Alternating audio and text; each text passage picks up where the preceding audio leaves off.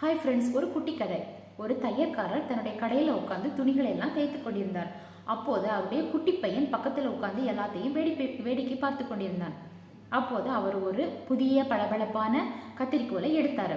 அவர்கிட்ட இருந்த ஒரு புதிய துணியை இந்த கத்திரிக்கோலை வச்சு துண்டு துண்டா வெட்ட தொடங்கினார். வெட்டிக்கிட்டு இந்த கத்திரிக்கோலை காலுக்கு கீழே போட்டுட்டாரு. அப்புறமா ஒரு சின்ன ஊசி எடுத்தாரு.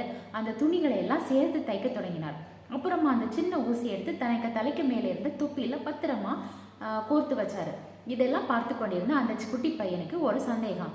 அப்பா, அந்த கத்திரிக்கோல் ரொம்ப அழகா இருக்கு, பெருசா இருக்கு, விலை கூடன கத்திரிக்கோல், அதை நீங்க கீழே போட்டுட்டீங்க.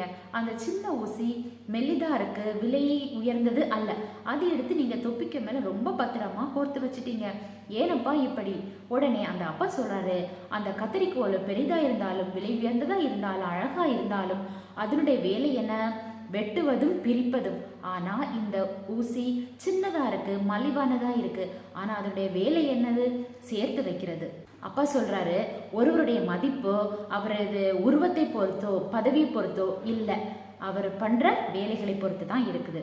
ஸோ நல்லதையே செய்வோம், நல்லவர்களாக வாழ்வோம்.